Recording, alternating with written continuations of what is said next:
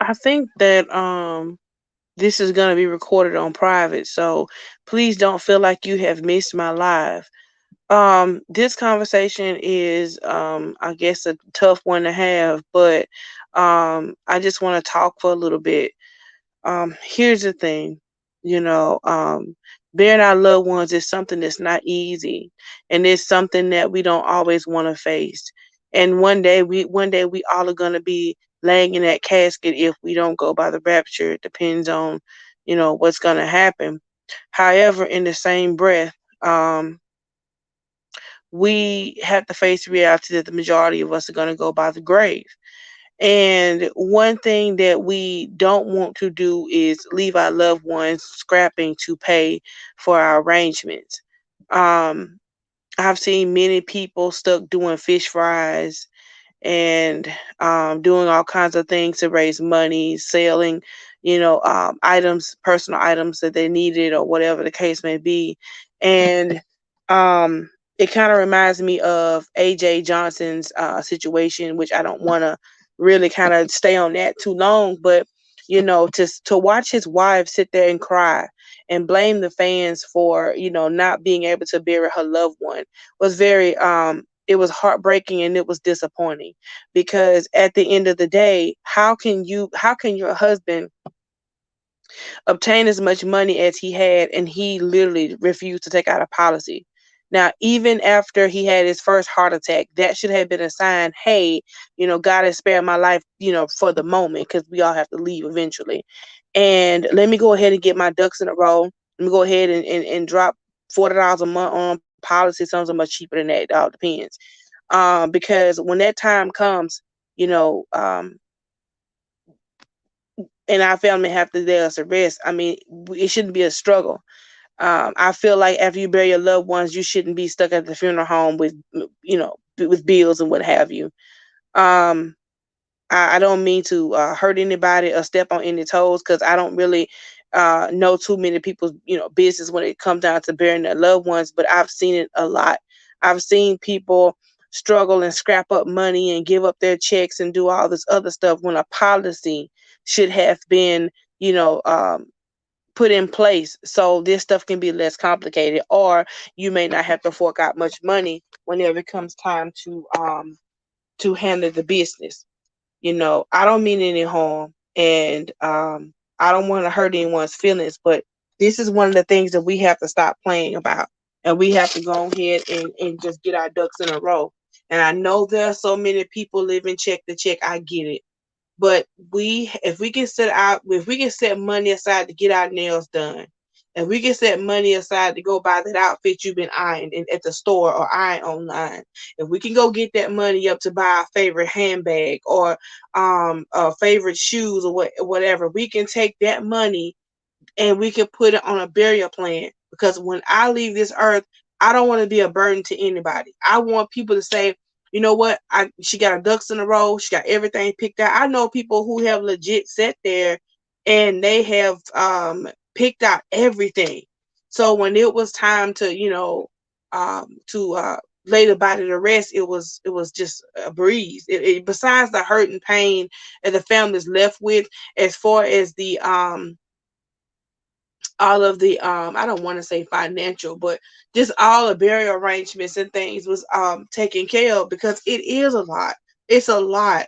Um Having to help bury loved ones in my time, I mean, it could be overwhelming.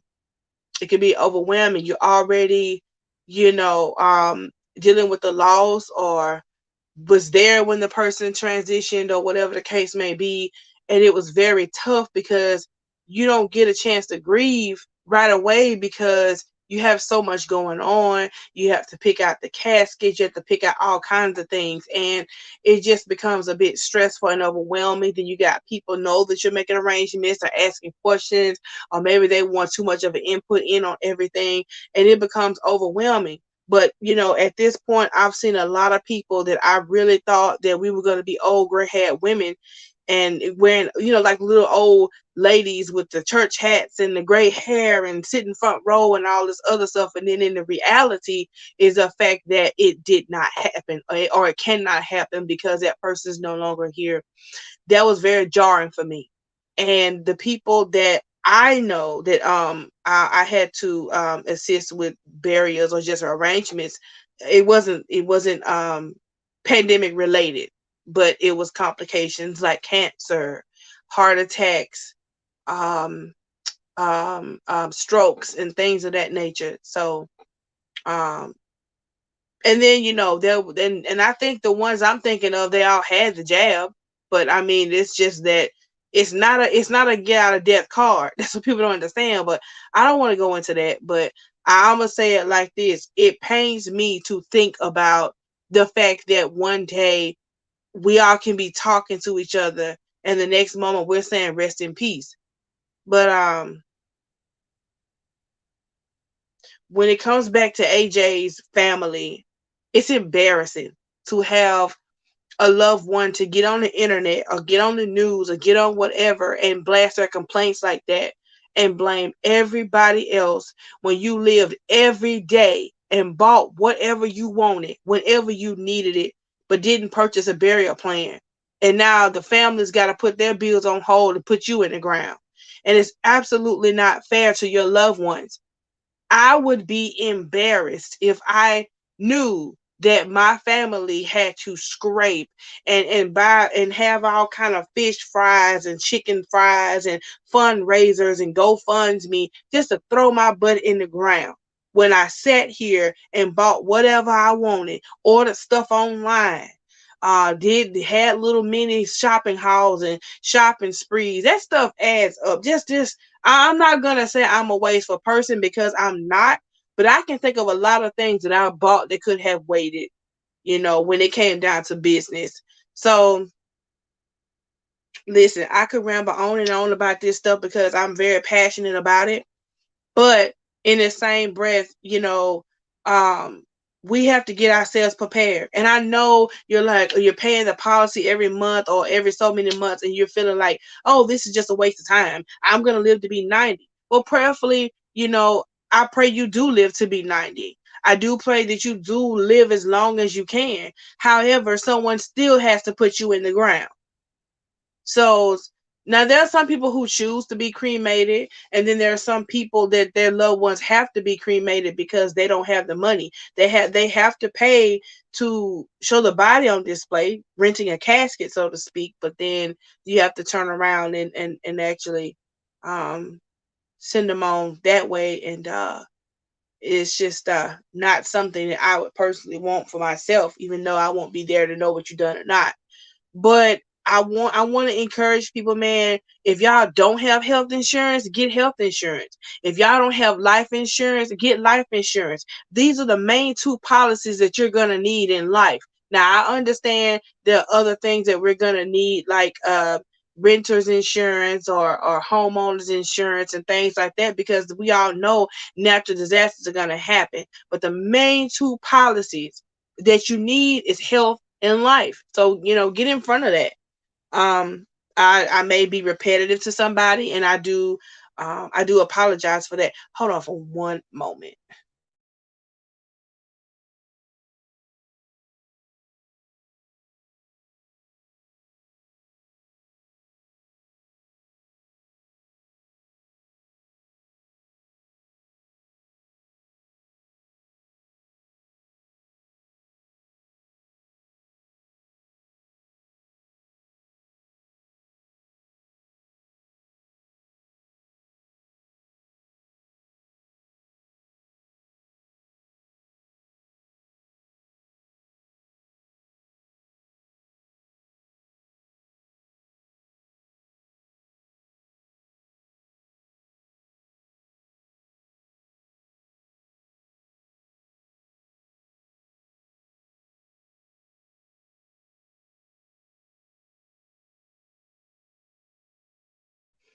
Okay, I am back, and one of the reasons why I did decide to do a private live is like I don't have enough time on Oh, not StreamYard, but I don't have enough time on what is the name of it? It's not StreamYard, but I can't think of the name of it. It's not really. I don't know. I can't think of the name of it. Spreaker. That's what it was. I only have 15 minutes on Spreaker, and I kind of felt like, this conversation may be a little bit longer than 15 minutes. I'm not sure, but you know, um, I pray for everybody's health and strength. A lot of us are losing our loved ones so unexpectedly. Um, and I just pray for everybody because now we're at the time where it's a lot of depression going around. It's a lot of broken hearts. A for one, myself, losing aunties and uncles back to back and then turn around and having to say goodbye to my friend of 25 years. I lost my best friend. I think it's been maybe like 2 months now. It doesn't seem that long. It feels like yesterday. And I never thought that in a million years that I would be here, because I like I said earlier, I really thought that we were going to be old ladies and eventually one of us gave up the ghost, but I wasn't thinking this was going to happen so soon. And it's been hard, because I've had acquaintances that lost their lives and things. And it's just I don't know. Sometimes it makes me feel like I'm the last woman standing. And, one thing about it is being the last person standing, it comes with a lot of hurt and pain because you lose people. You have to say goodbye. And, but I know that God got me. And I know if to everybody that's listening to this and you've lost a loved one that's close to you, I know exactly how you feel, you know. And I know that hurt and pain is only something God can help you with, because it's just a hard pill to swallow. I'm still kind of in disbelief in a sense. Sometimes I pass by her apartment, I still expect her to be home, and I have to remind myself, no, like you saw her casket at the cemetery, she's not coming back. And then having these grave sides and stuff, it's been really hard to just kind of really grieve. It's like everything moves so fast, and it's like, you know um it's one thing to be in a church and you're saying goodbye, because I'm a type of person, when I step in that church, man, I lay it all out there. I'm not, the roll on the floor type of crier, but I let it all out. I let my heart hit the floor, I let it break, I let all the tears flow, I release it. I release it. And it doesn't stop the hurt and pain, later on, but it just doesn't hurt as bad on down the line whenever I think of it. And so now having graveside and everything moves so fast, it's like you don't really even have time to process everything, you know. I don't know how to feel about it, but we have to be safe because this stuff is still out here. And the Bible already told y'all that this stuff was coming. So it's kind of like, people thinking that you're gonna have to you gonna over medicate yourself or over vax yourself and that's gonna fix it. Read your Bible. Read your Bible. But once again, I'm not saying that to be, funny, but these things were coming. And you know it's only one being that can cure you. And he didn't come in the form of a vaccination. But I don't want to start that stuff again. I'm not gonna argue with anybody about it at all. Not at all. But just getting to the point, I just feel like, listen, please, please, please take out a policy. Because I even have a loved one who had to bury her mother, and she's still like, I mean, she still owes them like $4 or $5,000 because she scraped up enough money to get her mom a dress and stockings and shoes, which I never understood why they had to have stockings. But she got up the bare minimum and paid to get her hair done and paid to at least get her in the ground. But then she still owes thousands of dollars. Don't nobody want to be stuck with that type of bill.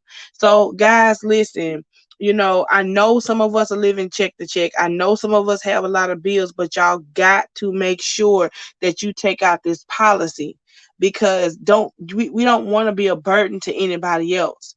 So I don't want to be long. Like I say, this is a private live, so when I release it, maybe you guys will be able to view it and give me some input. But I will be doing a live later on, so I'm gonna show you guys my jewelry. I have a few pieces I want to display, and we're gonna take it from there. So I love you all. I love each and every one of y'all. Please take care of yourself, and I'll see you all soon.